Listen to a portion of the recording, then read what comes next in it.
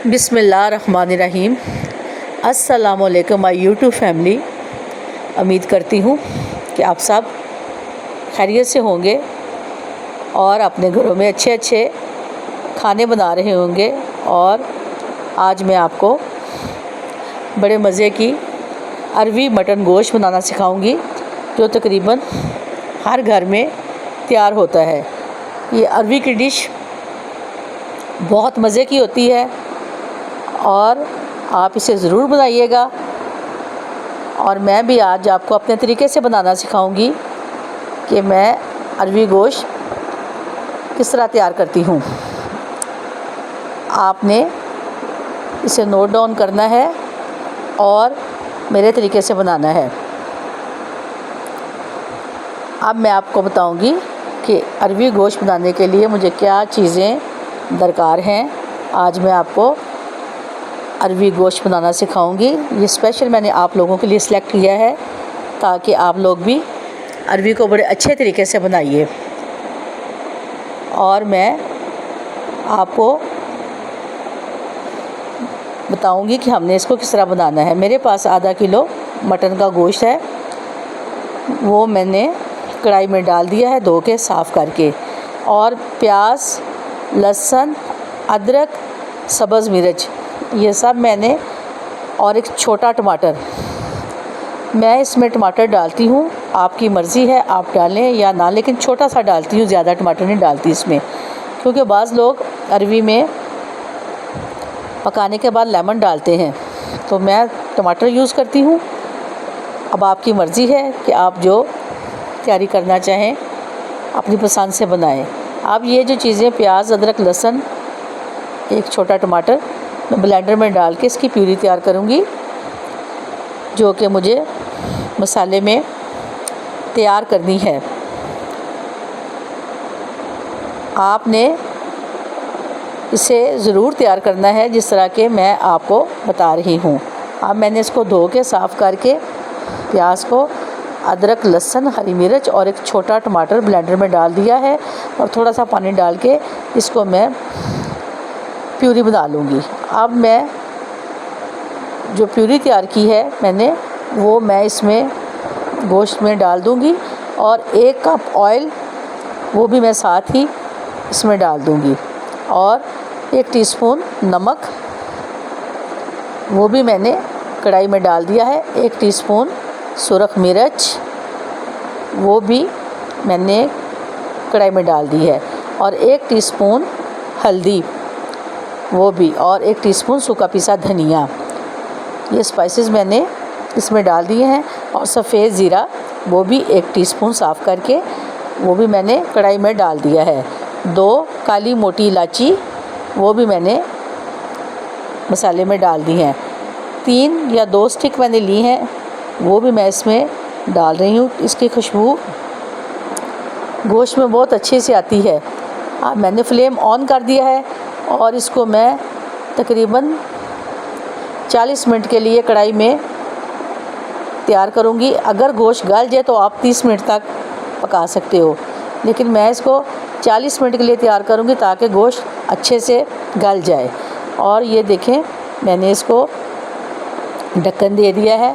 आप मेरे चैनल को सब्सक्राइब करें, लाइक करें, शेयर करें और बेल आइकन के बटन को आप प्रेस कीजिए।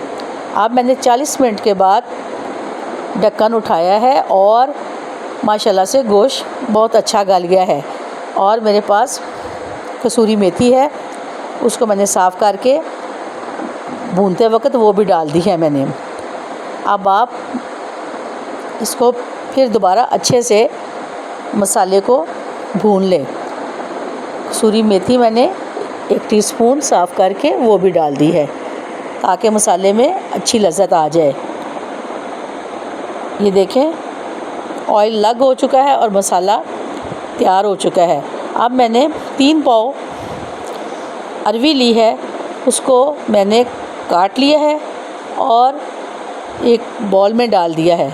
अब इसका तरीका ये है कि इसमें मैं नमक लगाऊंगी ताकि इसमें लेस होती है। नमक लगाने से इसमें लेस कम हो जाती है, बल्कि ख़त्म हो जाती है। ये देखें, मैंने 1 टेबलस्पून नमक डाल दिया है और मैं इसको चम्मच के साथ अच्छे से मैश करूँगी। आपने अगर ग्लव्स हैं तो ग्लव्स के साथ इसको अच्छे से धोएं, क्योंकि इसके साथ जब हम अपने हाथों के साथ इसको मलते हैं तो ख़ारिश शुरू होती है। बाज़ लोगों को, कुछ लोगों की स्किन ऐसी होती है कि अरवी को धोते वक्त ख़ारिश होना शुरू हो जाती है। इसलिए आप ग्लव्स ले लें, चम्मच ले लें, इससे आप अच्छे से इसको मिक्स करें नमक को, ताकि इसकी लेस जो है वो सालन में, शोरबे में ना आए। अब मैं इसको कुछ देर के लिए नमक लगा के रख दूँगी ताकि इसमें जितनी लेस है वो निकल जाए। अब ये देखें, मैंने इसको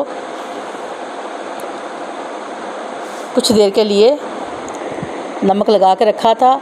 अब मैंने इसमें पानी डाल दिया है और मैं चम्मच के साथ इसको अच्छे से तैयार करूँगी। अगर हाथों में ख़ारिश हो तो सरसों का तेल लेके वो अपने हाथों पे आप लगा लें, चंद मिनटों में ख़ारिश बंद हो जाएगी। तो ये देखें, अब मैंने इसमें पानी डाल दिया है। जो नमक है और लेस है वो मैंने इसको ड्रेन करना है एक छलनी में।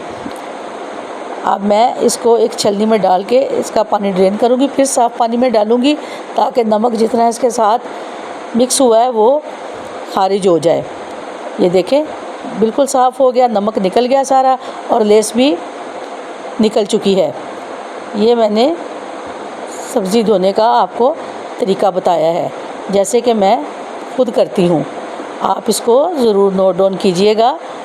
ये इस तरीके से बहुत अच्छी बनती है। अब ये जो हमारा मटन गोश्त का मसाला था वो बहुत अच्छे से तैयार हो चुका है। जो मैंने अरवी धोई है अब मैं इसमें डाल दूँगी और मैं इसको कुछ देर के लिए भून लूँगी ताकि जो इसमें मसाला जात हैं वो अरवी में रच जाएं। ये देखें, नमक डालने से अरवी हमारी निखरी निखरी और अलग अलग नज़र आ रही है। अगर हम नमक से नहीं धोएंगे तो ये लेसदार हो जाती है और भूनते वक्त ये लेस छोड़ती है। अब मैंने इसमें 1 जग पानी का डाल दिया है ताकि हमारी सब्ज़ी जो कि हम अरवी तैयार कर रहे हैं, अरवी मटन गोश्त, अरवी अच्छे से गल जाए। और फिर मैं आपको बताऊंगी जब ये अरवी गल जाएगी तो फिर मैं आपको बाकी का तरीका बताऊंगी। अब मैं थोड़ी सी फ्लेम तेज़ कर दूंगी और ढक्कन दे दूंगी और इसको थोड़ी देर दम पे रखूंगी और जब ये तैयार हो जाएगी तो फिर मैं आपको सर्व करके बताऊंगी कि हमारी अरवी कितनी माशाल्लाह से ज़ायकेदार और खुश शक्ल चीज़ तैयार हुई है। ये देखें, अरवी हमारी गल चुकी है। ये मैंने बग़ैर कुकर से बनाई है, कढ़ाई में तैयार की हैं। अब आपकी मर्ज़ी है, आप कुकर में बनाएं या हांडी में या कढ़ाई में। मैंने तो इसको कढ़ाई में तैयार किया ताकि आप इसको अच्छे से देख सको और आप भी इसी तरह की तैयारी करो। ये देखें, अरवियाँ हमारी गल चुकी हैं। अब मैं इसको डोंगे में सर्व करूँगी क्योंकि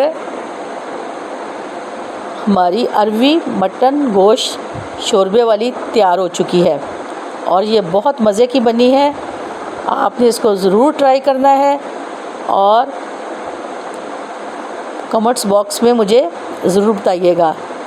मैं इंस्टाग्राम और फेसबुक पे भी मुझे फॉलो कीजिए और मेरे चैनल को सब्सक्राइब कीजिएगा। अगर आपको अच्छा लगे तो कमेंट्स कीजिएगा। अब ये देखें, मैं बॉल में सालन सर्व कर रही हूँ और ये काली मिर्च जो मैंने 1 टीस्पून पीस के रखी थी फ्रेश, अब इसके ऊपर मैं काली मिर्च डाल रही हूँ ताकि खाना और ज़ायकेदार बन जाए। और सब्ज़ धनिया मैंने काट के रखा हुआ है, अब वो भी मैं डोंगे में डाल दूँगी। देखें, ये हमारी कितनी अच्छी लग रही है अरवी मटन गोश्त। और आप इसको चपाती के साथ, नान के साथ, रायते के साथ, सैलेड के साथ बनाइए, अपने घर वालों को खिलाइए। दावतों में मेहमानों को आप इसको ज़रूर बनाइएगा। और अल्लाह हम सब के लिए आसानियाँ करे और आपको अल्लाह ताला खुश रखे।